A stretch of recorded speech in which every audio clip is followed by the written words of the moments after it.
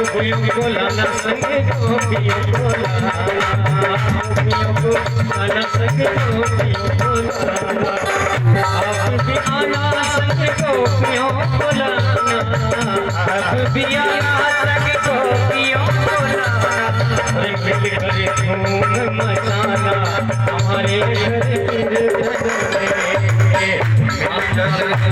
मचाना हमारे घर कीर्तन में आना मदन को हमारे घर कीर्तन में।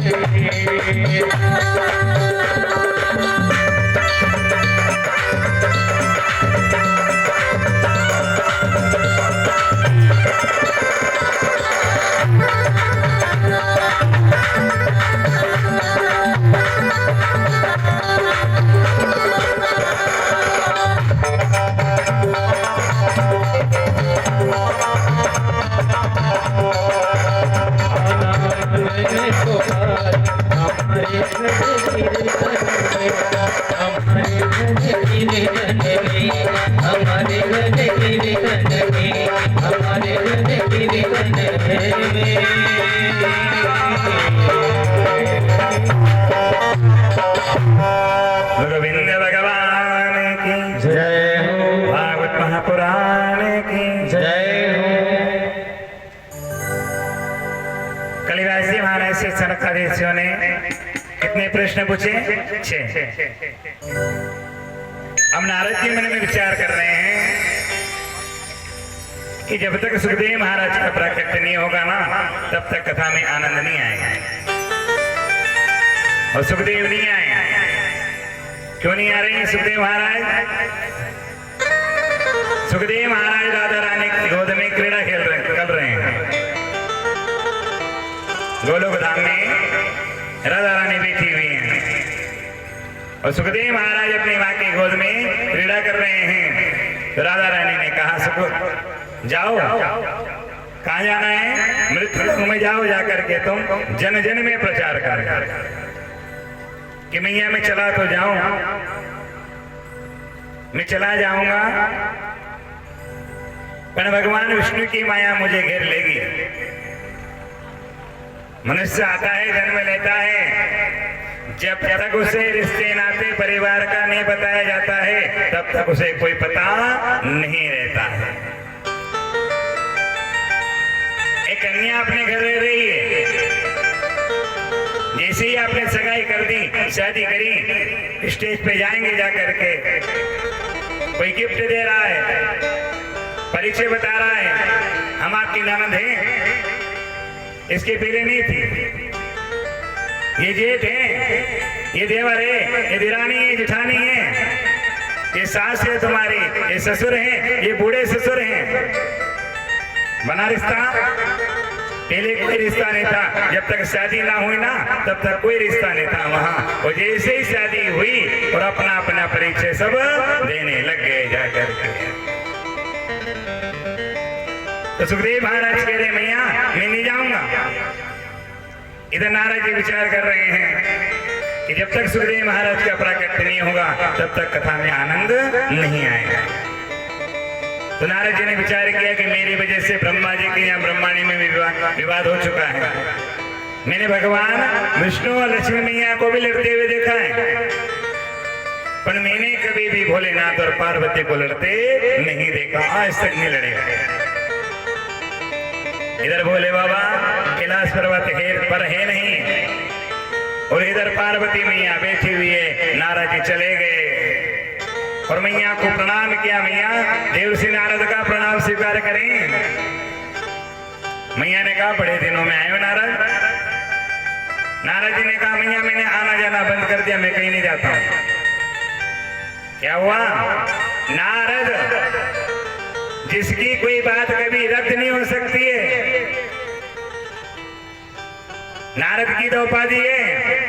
ये कौन से नारद है कि जिस घर में लड़ाई झगड़े नहीं हो रहे हैं उस घर में लड़ाई झगड़े करा दे, और जिस घर में रोजाना लड़ाई झगड़े चल रहे हैं उसके लड़ाई झगड़े को भी दूर भगा दे जा करके वो नारद है। नारद जी पहुंचे। मैया ने कहा, बड़े दिनों में आए हो नारद। मैया मैं नहीं जाता हूँ, कोई सच्चा प्रेम नहीं करता। क्या बताया? कोई सच्चा प्रेम नहीं करता, दुलार नहीं करता और सत्य तो बोलता ही नहीं, और प्रेम कोई किसी से बिना स्वार्थ के नहीं करता। मैया ने कहा ये क्या कह रहे हो, सब झूठ बोलते हैं। नारद जी से कहा आपके भोले बाबा मेरे स्वामी 1 2 4 6 10 25 50 100 200 माला जो करते हैं ना, और गुरु ने जो मंत्र दिया है ना, वो मंत्र रोज मुझे आकर के सुनाते हैं, बताते हैं। आज इतनी माला करी, आज इतनी माला फेरी मैंने, जो गुरु ने मंत्र बताया वो तो गुप्त रहता है ना मंत्र, और उस मंत्र को भी बता देते हैं। मैया से कहा मैया मुझे नहीं विश्वास है। सुर नर मनुष्य विकी आ रही थी। क्या कह रहे नारद जी? सुर नर मनुष्य विकी आ रही थी और स्वार्थ लाग करे सब प्रीति। मैया बिना स्वार्थ के कोई प्रेम नहीं करता। 2 बीघा जमीन, 5 बीघा जमीन, 50 बीघा जमीन नाम पे करानी है ना, तो रोज रोटी दे, नाना घी लगा के ले जाए अच्छी हो, रोज सेवा करे, रोज सेवा करे। पता नहीं कब जाकर के नंबर पलट जाए और अंगूठा रजिस्ट्री के ऊपर लग जाए जाकर के। और जैसे ही नाम पता हुआ सब काम हुआ, कोई किसी का नहीं, हमने पहचानते आप कौन हो। नारद जी ने कहा मैया आप कह रहे हो 1 2 4 10 माला बताते हैं, एक बात बताओ मैया, आप कह रही हो ना आपसे पूरी बात बताई, कभी आपको बताया भोले बाबा के गले में जो माला पड़ी हुई माला किसकी? पार्वती जी की माला के विषय में तो कोई बात नहीं हुई। नारद जी ने कहा जब आपको माला के मंत्र बता दिए, माला बता दी, पर जो गले में पड़ी हुई है वो माला का भाव क्यों नहीं बताया है? आंख से खाक प्रेम करते हैं, कोई प्रेम नहीं करता। नारद जी ने बात पर आग लगाई। जलाने की चीज कितने की आती है? सबसे कम कीमत है ना उसकी। जिस बीड़ी को पी रहे हो उस बीड़ी का भाव ज्यादा है, ज्यादा रुपए की है बीड़ी, पर जो जला रही है ना वो मात्र 1 रुपए में आती है जाकर के। तो परिवार भी कितना कीमती है, ये परिवार बड़ा कीमती है। जब बिखरेगा ना और बिखर जाएगा तो कोई समेटने वाला नहीं है, इसमें दरार पड़ जाएगी। एक बात समझना, एक धागा उड़ रहा है पतंग का,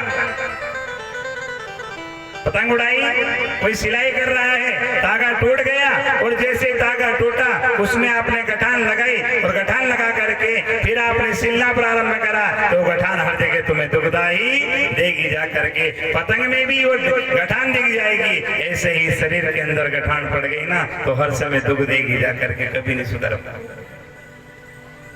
ये गठान है, धागे की गठान तो चली जाएगी एक ना एक दिन, पर मन में जो गठान पड़ गई है ना वो गठान कभी भी नहीं जाएगी। सब कर लेना पर अपने मन में गठान मत पड़ने देना। एक गठान हाथ में हो गई, पैर में हो गई, पेट में हो गई तो डॉक्टर ऑपरेशन कर सकता है, उसे निकाल सकता है, पर जो मन की गठान पड़ गई ना उसे कोई भी नहीं निकाल